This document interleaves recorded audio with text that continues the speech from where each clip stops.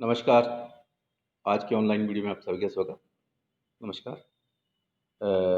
आज अपनी क्लास है B Com honours part third paper second goods and service tax GST.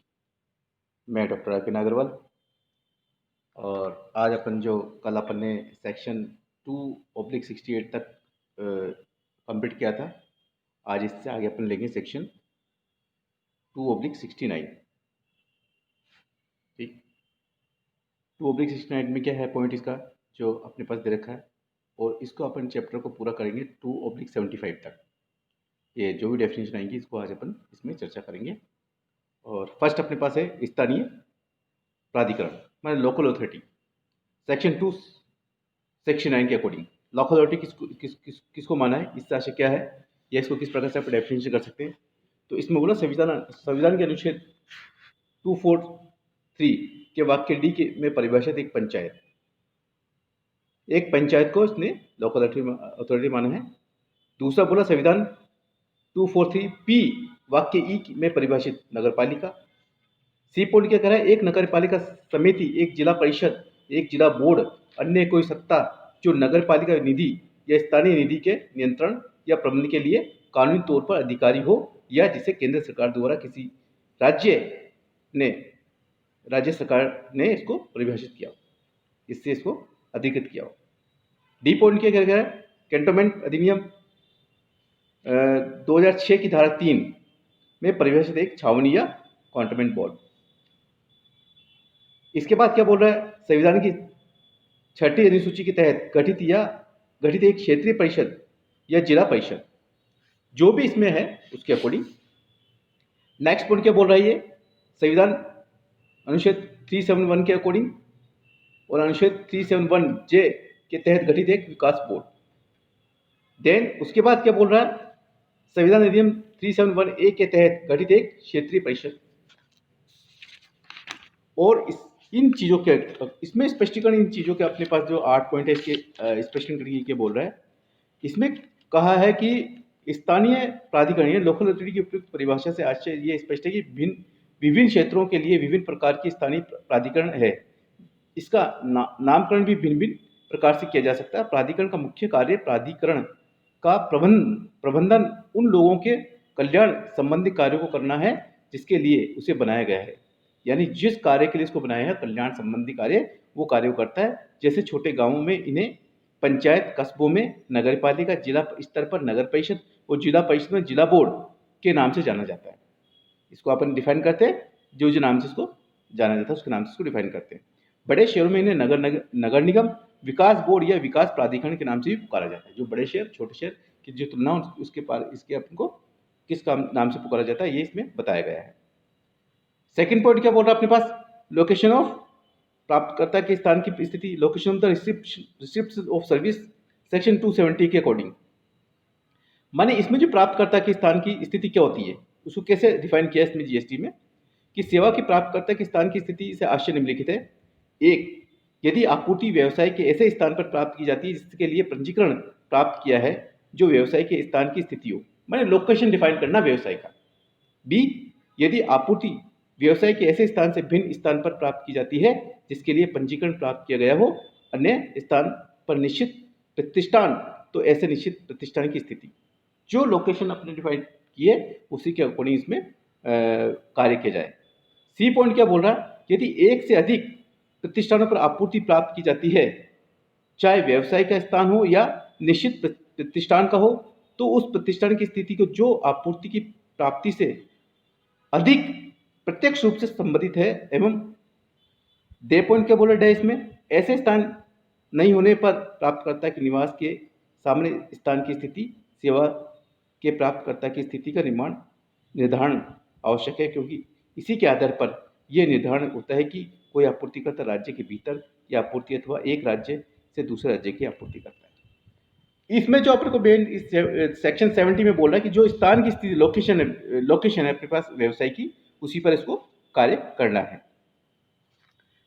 इसके बाद अपने पास कौन सा, सेक्शन 2/71 सेवाओं के आपूर्तिकर्ता की स्थिति। ये पहले लोकेशन की थी, स्थान की, अब सेवाओं की आपूर्ति कैसे करेंगे वो, उसके अकॉर्डिंग क्या पॉइंट अपने पास 4 पॉइंट है। इससे निम्नलिखित आशय है, यदि आपूर्ति व्यवसाय के ऐसे स्थान से की जाती है जिसके लिए पंजीकरण प्राप्त किया गया है, तो व्यवसाय के एक ऐसे स्थान की स्थिति, माने जो पंजीकरण से प्राप्त किया व्यवसाय की स्थिति। ब क्या बोल रहा है, यदि आपूर्ति व्यवसाय के ऐसे स्थान से भिन्न किसी स्थान से की जाती है जिसके लिए पंजीकरण प्राप्त किया गया है अन्य स्थान पर निश्चित प्रतिष्ठान, तो ऐसे निश्चित प्रतिष्ठान की स्थिति होगी, जो प्रतिष्ठान की स्थिति के बारे में इसने जो पंजीकरण प्राप्त किया है। ठीक है। थर्ड पॉइंट इसमें क्या बोल रहा है, यदि एक से अधिक प्रतिष्ठानों की आपूर्ति की जाती है, तो चाहे व्यवसाय का स्थान हो या निश्चित प्रतिष्ठान हो, तो उस प्रतिष्ठान की स्थिति जो आपूर्ति की स्थिति से अधिक प्रत्यक्ष रूप से संबंधित है। माने उस लोग ये देखना है कि आपूर्ति की स्थिति से प्रत्यक्ष रूप से कौन संबंध है, उसी पर ये लागू होगा। डे पॉइंट क्या बोल रहा है, एक स्थान नहीं होने पर आपूर्तिकर्ता के निवास के सामान्य स्थान की स्थिति, यानी जो निवास जो उसी में जो निवास की स्थिति आ जाएगी। इसमें स्पष्ट क्या बोल रही है कि ये निर्धारण करने के लिए कोई आपूर्ति राज्य के भीतर की आपूर्ति अथवा एक राज्य से दूसरे राज्य की आपूर्ति इंटर स्टेट सप्लाई है। सेवा आपूर्तिकर्ता की स्थिति का निर्धारण आवश्यक है। यदि आपूर्तिकर्ता की स्थिति और आपूर्ति का स्थान एक ही राज्य अथवा एक ही संघीय क्षेत्र है, तो आपूर्ति राज्य के भीतर इंट्रास्टेट आपूर्ति है। यदि उक्त दोनों स्थान भिन्न राज्यों या भिन्न संघीय क्षेत्रों में है, तो आपूर्ति एक राज्य से दूसरे राज्य की आपूर्ति होगी। अगर भिन्न है तो एक राज्य से दूसरे राज्य में हो गया, अगर भिन्न नहीं है तो इंटरस्टेट आपूर्ति हो जाएगी। इसके बाद सेक्शन अपन को जो स्टार्ट कर रहे हैं वो है मैन्युफैक्चरिंग, धारा 272 के अकॉर्डिंग। इसमें मैन्युफैक्चरिंग निर्माण से क्या आशय कि निर्माण से आशय कच्चे माल अथवा इनपुट के किसी भी विधि से किए गए प्रोसेसिंग से होता है। सही है, जो भी अपन कर रहे हैं जिसके परिणाम स्वरूप एक नया उत्पादन अस्तित्व में आता है। ठीक है, जो नया उत्पादन अस्तित्व में आ रहा है उसके लिए इसको डिफाइन किया गया है, जिसका नाम, लक्षण एवं उपयोग भिन्न होता है।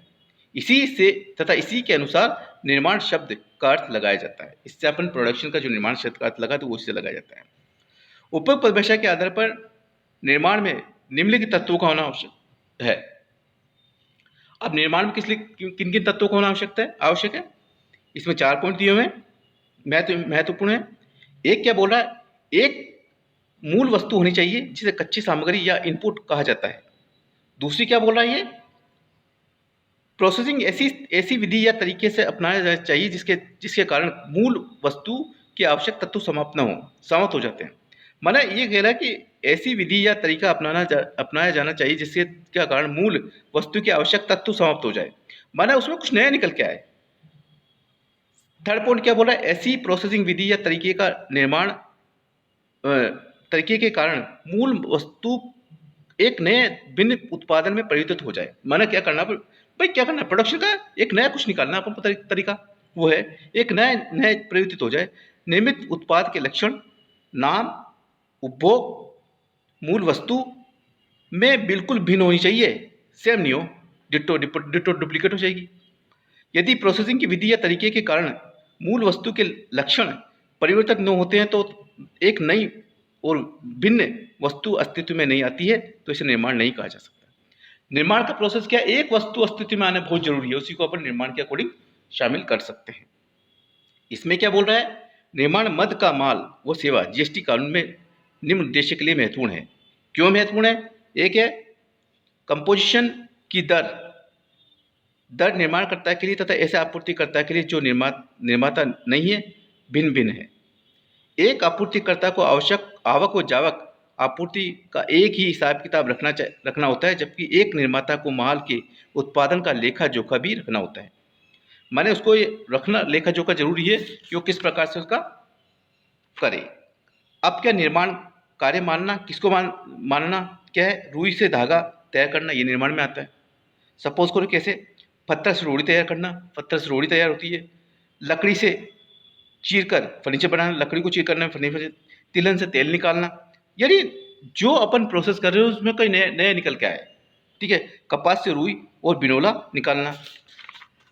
निर्माण कार्य में नहीं आता क्या चीज़ है अपने पास, खानों से पत्थर निकालना, ये निर्माण कार्य में नहीं है। मेहंदी के पत्तों से मेहंदी पाउडर बनाना, ये निर्माण कार्य में नहीं है। फूलों से गजरे ये माला बनाए, ये निर्माण कार्य नहीं है। चीनी से पताशे मखाने बनाना, ये निर्माण कार्य नहीं है। पान में कत्था और चूना डालकर खाने के लिए पान तैयार करना, ये निर्माण कार्य नहीं है। तो आज अपने जो निर्माण कार्य की डेफिनेशन देखिए, उसमें अपन ने क्या चीज़ देखी है कि किस प्रकार से उसको अपन प्रोसेसिंग कर रहे हैं।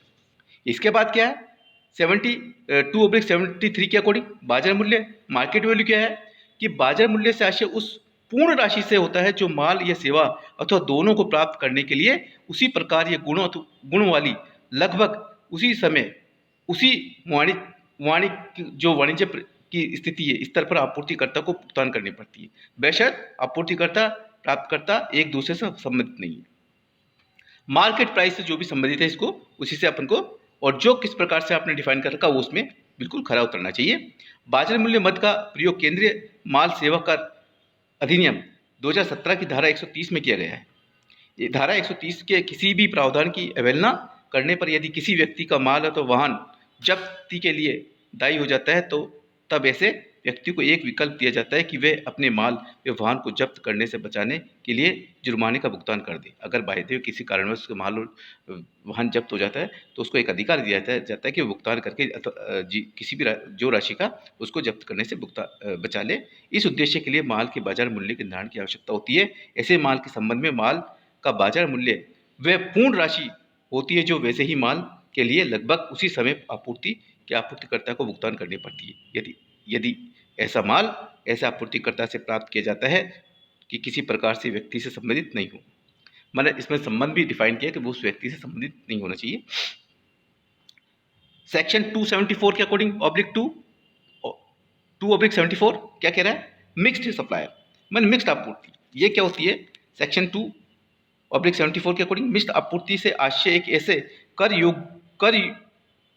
कर योग्य व्यक्ति द्वारा दो या दो से अधिक माल वस्तु या सेवा अथवा किसी अन्य संयोजक जो एक दूसरे से मिलकर बना हो, माने बिल्कुल मिक्स्ड हो, जिसमें अपन एक या दो मटेरियल मिला के जो भी चीज़ बना रहे हैं वो है, उसी से कह सकते हैं। एक ही मूल्य पर आपूर्ति से है, बेशक ऐसी आपूर्ति संयुक्त आपूर्ति के रूप में नहीं हो। उदाहरण के लिए डब्बा बंद खाद्य पदार्थ, मिठाई, चॉकलेट, केक, सूखे फल, शीतल पेय और फलों के रस से बने हुए जो पैकेजेस की आपूर्ति एक ही मूल्य पर की जाए तो ये मिश्रित आपूर्ति है।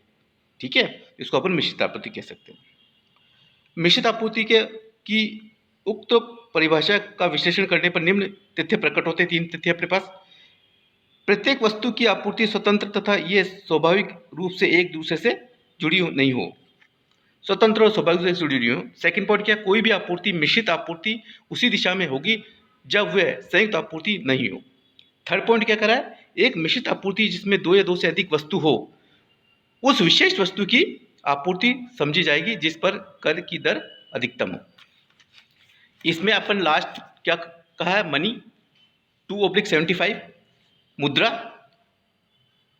जीएसटी में इसको क्या डिफाइन करा, बहुत इंपॉर्टेंट पॉइंट है ये वाला, बच्चों समझो इसको प्यार से। देखो ये क्या बोल रहा है कि मुद्रा से आशय भारतीय विधि मान्य मुद्रा या कोई विदेशी मुद्रा, चेक, वचन पत्र, विनिमय बिल, साख पत्र, ड्राफ्ट, पे ऑर्डर, यात्री चेक, मनी ऑर्डर्स, डाक या इलेक्ट्रॉनिक प्रेषण या रिजर्व बैंक ऑफ इंडिया द्वारा मान्य प्राप्त किसी अन्य प्रपत्र से है जब इसका प्रयोग किसी दायित्व के निपटारे के लिए प्रतिफल के रूप में किया जाए अथवा भारतीय विधि मान्य मुद्रा के रूप में किसी वर्ग के विनिमय के लिए किए जाए, परंतु इसमें सिक्का मूल्य के रूप में रखी गई कोई मुद्रा शामिल नहीं होनी चाहिए। करेंसी जो सिक्का उसमें वो शामिल नहीं होना चाहिए। जो इन्होंने गिनाए हैं, मुद्रा चेक है, वचन पत्र है, विनिमय बिल है, साख पत्र है, ड्राफ्ट है, पे ऑर्डर है, यात्री चेक है, मनी ऑर्डर है, डाक इलेक्ट्रॉनिक प्रेषण है जो अपन भेज रहे हैं, ये चीज़ों को अपन मुद्रा में अपन सम्मिलित किया है, और जो सिक्के मूल्य के रूप में रखे इसको मुद्रा में शामिल नहीं किया। स्पष्टीकरण क्या बोल रहा है कि मुद्रा की उपरोक्त परिभाषा का विश्लेषण करने पर निम्नलिखित तथ्य स्पष्ट होते हैं। क्या होते हैं अपने को, फर्स्ट पॉइंट क्या बोल रहा है कि मुद्रा न केवल भारतीय विधि मान्य मुद्रा होती है, परंतु इसमें कोई भी विदेशी मुद्रा, चेक, विनिमय बिल, ड्राफ्ट, पे ऑर्डर आदि भी आते हैं। ये ध्यान रहे अपन को कि मुद्रा में क्या क्या चीज़ आ रही है। सेकंड पॉइंट क्या बोल रहा है कि मुद्रा को विशेष रूप से माल की परिभाषा से बाहर रखा गया, अतः माल एवं सेवा कर जीएसटी पर नहीं लगाया जा सकता। यानी इसको इससे बाहर रखा गया, अतः माल एवं सेवा कर पर नहीं लगाया जा सकता। थर्ड पॉइंट, चूंकि पुराने सिक्के इनके सिक्का मूल्य अथवा धातु मूल्य के लिए रखे जाते हैं, अतः संग्रहित पुराने सिक्के की बिक्री माल की आपूर्ति मानी जाती है तथा इसकी आपूर्ति के लिए माल एवं सेवा कर दिया होगा। आज अपन ने जो वीडियो स्टार्ट करे थे जीएसटी की परिभाषा के डेफिनेशन के संबंध में, वो अपने सेक्शन स्टार्ट किया था लोकल अथॉरिटी से, और इसको अपनी मुद्रा पे लाकर समाप्त करा है। जो भी सेक्शन अपन ने इसमें किए हैं ये इंपॉर्टेंट जीएसटी की दृष्टि से बहुत इंपॉर्टेंट है, और इन डेफिनेशन को विस्तार से अपन ने चर्चा करी है। इस पर जो भी अपने किया कंक्लूजन है, अगर किसी भी बच्चे को कोई प्रॉब्लम हो तो पूछ सकता है। तो इसमें आज का टॉपिक अपने पास यहीं इसको समाप्त करते हैं, और कल इसके आगे की जो बाकी डेफिनेशन है वो लास्ट है इस चैप्टर का, उसमें अपन इसको चर्चा करेंगे। आज के लिए बहुत इतना ही। थैंक यू, धन्यवाद।